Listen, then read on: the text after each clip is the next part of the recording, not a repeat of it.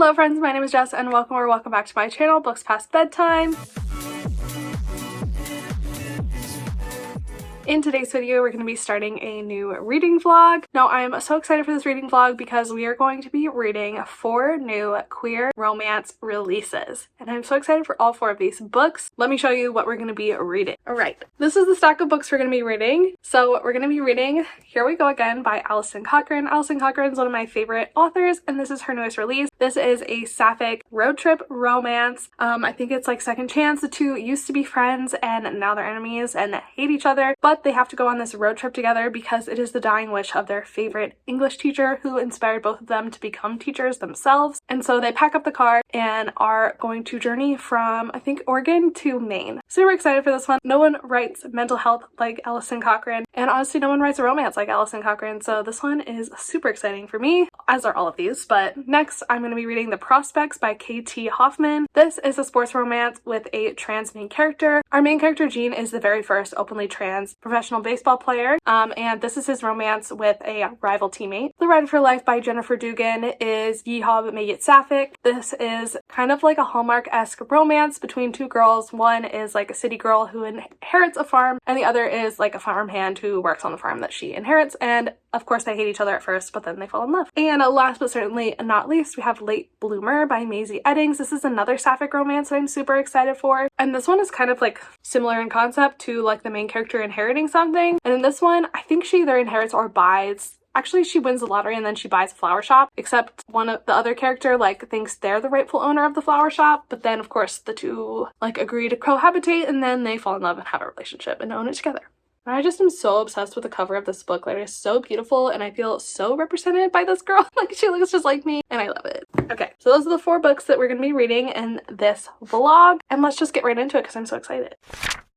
Alright, I know I just filmed the intro, but I do have a double update for you. So I've started both of these 2. I've started Here We Go Again by Alison Cochrane as well as The Prospects by K.T. Hoffman. Let's start with this one because I think I started this one first. Like I mentioned in the intro of this video, this book is following our main character Gene, who is the first openly trans player in professional baseball. This comes with a lot of challenges, but Gene is very much like a sunshine character and decides to look for the positives in all situations, but he can't seem to find the positive in the situation of Luis Estrada getting transferred onto his team, especially because Luis takes his position as shortstop and Gene is relegated to second baseman, I believe. And Luis is supposed to be this like extraordinary player, but really he's very grumpy, he's very closed off, and he's doing very poorly. And Gene really hates his guts. Like, he hates him for a number of reasons. Obviously they're rivals, obviously they just like don't get along. They have to like work together though as shortstop and second baseman, so their coach decides to start pairing them together as roommates during away games. So they start sharing hotel rooms and they also start like working together and practicing together, and they start to like get to know one another, and the barriers between them are starting to kind of break down. It's kind of implied that Luis has some kind of like chronic injury or disability. He has a service dog, but we haven't really got into the like nitty-gritty why of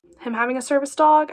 I don't think. I'm only 100 pages in, 138, so I think I've read like a third of this book, but it is really very good so far, and we're just kind of starting to like crack the tension between the 2 main characters, so I think the romance is going to get started up here pretty soon. I do love myself a grumpy, emotionally stunted love interest, so I'm super excited to see where this goes, and I'm actually really, well, I always enjoy like the sports element of a romance. Even though I'm not a sports girly, I love a sports romance, and I'm having a lot of fun with this one. Yeah, it's really good so far, and I can't wait to read the rest of it.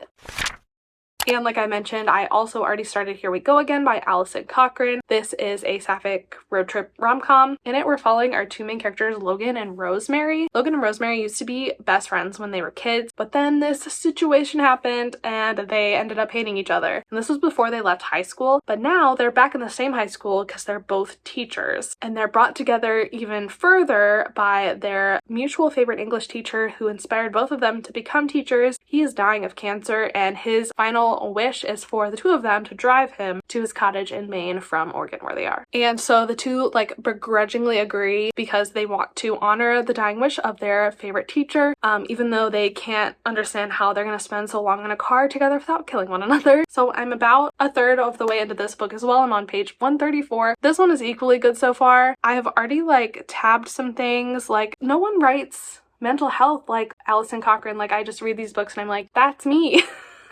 That's me in a book on the page. Like, I relate so much to both Rosemary and Logan, probably a little bit more to Rosemary, but Logan also, like, I get her too. These characters are so real and there's so much depth to them, and there's already been like some very emotional moments.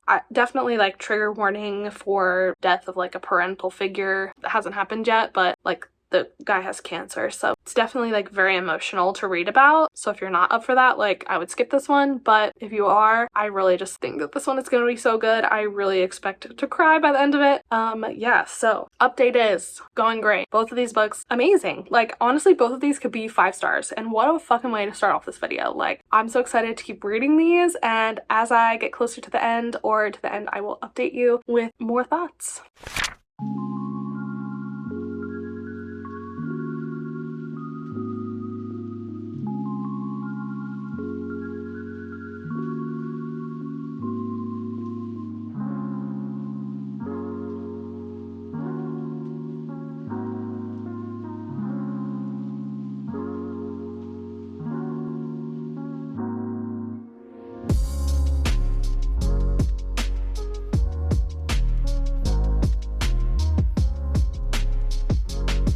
I feel like this clip might be horrible because the air conditioning is literally right in front of me, but we're just gonna film this anyway. Okay, so today at work, I finished The Prospects by K.T. Hoffman. I fucking loved this book. This is a 5-star book, guys. It was a full 5 stars. I literally flew through the 200 pages I had left to read in this because I just could not stop reading. It was so good. Literally at the end, the little part of the author's note that I showed in that last clip was like making me tear up on the jump seat at work. I don't know, it just like spoke to me so much. And this is just such like a story about queer joy and like being optimistic and hoping and like dreaming and wanting the things that you want and like not being afraid to go out and get them. And it was just literally so inspiring and such a perfect Pride Month read. Like, this is truly the epitome of like queer trans joy. It was so good. It was so good to read a story like this where the characters win, where they succeed. You know, like, it was just so happy. And of course they like go through some difficult things, but at the core of it, this is such an optimistic, hopeful, lovely, joyful story, just like brimming full of love. And I am just so obsessed with it. It was so beautifully written. I cannot believe it was a debut. It was just so good. And it like makes me want to go out and watch baseball, which is so crazy, but it was so fun.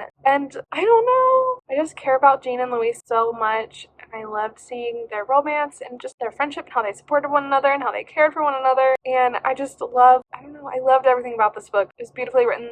The characters were amazing. They're gonna stay with me for a really long time. This book just felt like it was speaking directly to my heart. I loved it so much. It was literally so good. It was so good. You guys need to read this book. It's a new favorite of the year, I swear to God. Incredible. Loved it. 5 stars. Hello friends, it's been a little bit since I updated this vlog, but I do have an update for you.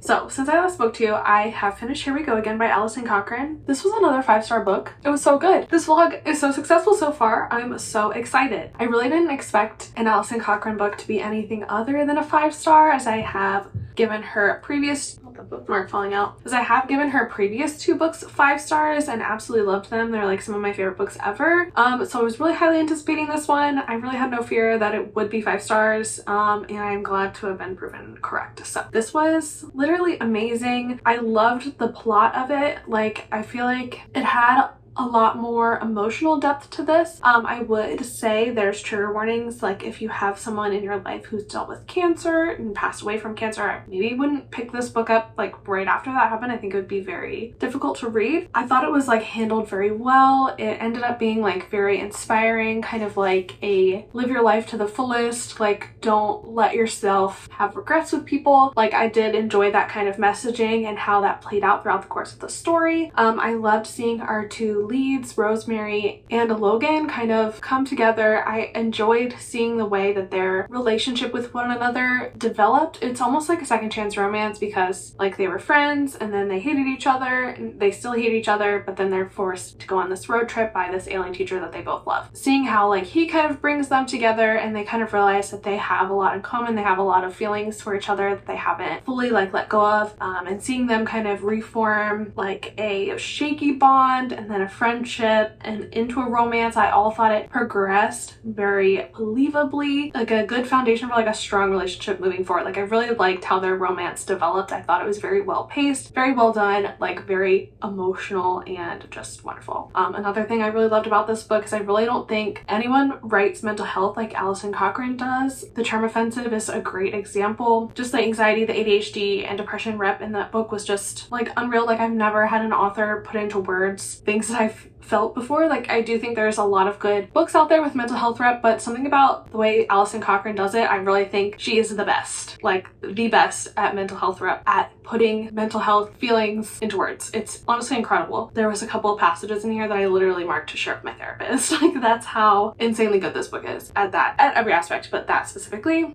This book has anxiety and ADHD rep in it as well. Both I just thought were done incredibly. Like, I mean, everyone's experience is different, but Alison Cochrane and the way she writes mental health really speaks to like me personally. So I'm sure it does to other people as well. But yeah, overall I just really loved this book. I wish that I could have filmed like my reaction to the ending because I literally was sobbing, but I was doing this in public on the plane, so I'm sure I freaked out the people sitting next to me, but I just like I couldn't stop reading the book, but I also couldn't stop crying. So I was a mess. I was a disaster. Came out of that flight with a very puffy face, so that was fun, but it literally was such a good book. I loved it so much and I'm so glad that I finally read it. Not finally, I mean it's only been out for a couple months, but I'm glad I picked it up because it was just incredible. So good. 5 stars.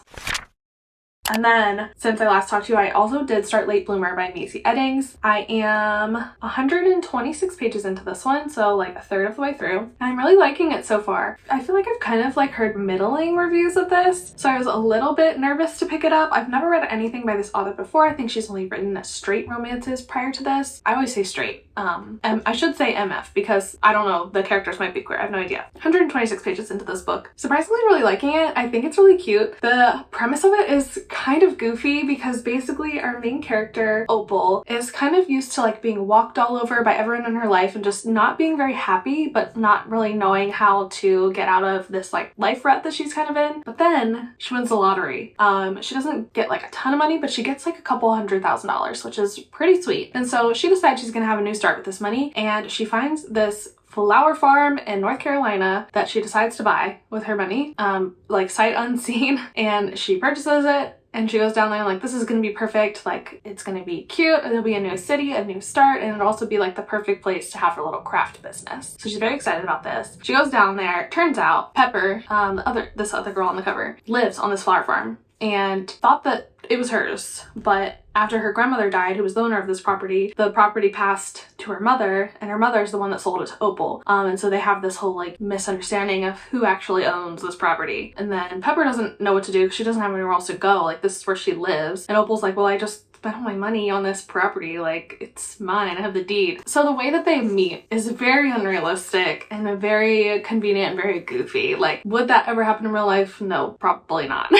Which is really my only like complaint with this book. Like, I do think that that's kind of silly of a concept, but I am liking it so far. Like, it is kind of cute. I have liked the interactions between the characters. It's kind of grumpy sunshine. They're also both neurodivergent, which is cute. And I really like the setting. This flower farm setting is like really fun. And I like how the girls interact with one another. They definitely kind of have like well, Pepper kind of has an instant dislike of Opal, but Opal's just like a very naturally sweet, she's a sunshiny character. And just seeing Pepper kind of like slowly open up to her has been cute so far. Nothing really has happened other than Pepper getting a migraine and Opal taking care of her, which we love a hurt comfort scene around here, so that's super cute. And they're just basically trying to figure out what to do. They're like cohabitating right now while they figure out how, I think the plan is like for Pepper to buy the farm back from Opal, but they're both like cohabitating until that can happen. And I think Pepper's gonna try and enter some like flower competition sweepstakes thing to try and get some money. But yeah, I don't know. It's cute so far. I'm enjoying it. I think it's written well. I think the characters are fully fleshed out. Like, there's nothing really cringy happening. It's cute. It's fun. It's a quick read so far. So I am excited to keep reading this one, and I will check in when I feel like it.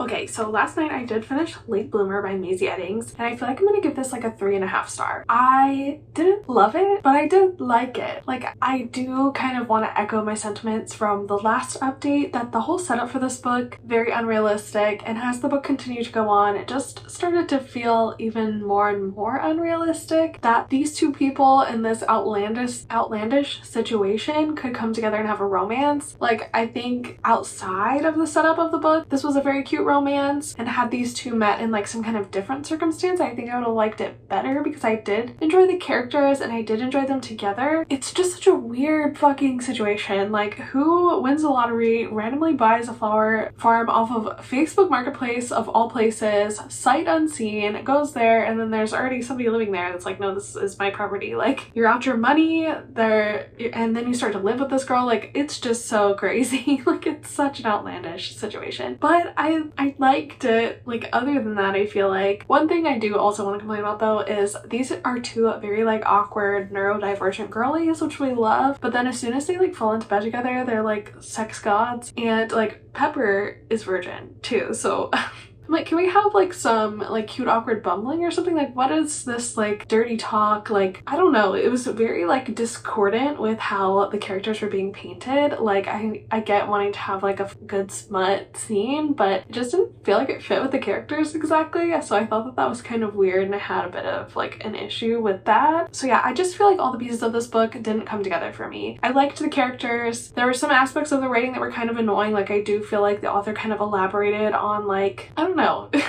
I don't know how to explain it. Some of the like narration was a bit superfluous. Is that how you say that word? I don't know. I feel like I've only ever read that word, but you know, there's just like too much sometimes of things. Like, and people would go off in like tangents of thoughts between like conversation, dialogue, and it just cut the flow in some places and just kind of made like for a bit of an awkward reading experience. I sound like I'm like talking shit about this book, but I like overall did really like it. I just feel like it wasn't fully realized for me. It was a cute romance. I'm willing to give this author another shot if she writes more queer romance in the future, because I did really like Opal and Pepper as characters, and I kind of liked all the side characters in this book as well. And I did think that like outside of the bedroom their chemistry was really cute and good. But yeah, I don't know, I just had some issues with it, so I'm gonna give it a 3.5 star. I'm sad that our 5-star streak for this video has come to an end, but that's okay. This was still like overall a good read, just not a new favorite, you know? So if you think it sounds interesting and you are okay with like suspending your disbelief on the unreality of the situation, like, I do think it's worth the read, and I do think it had good mental health rep and cute like her comfort scenes, and I really did like these two characters, and I love the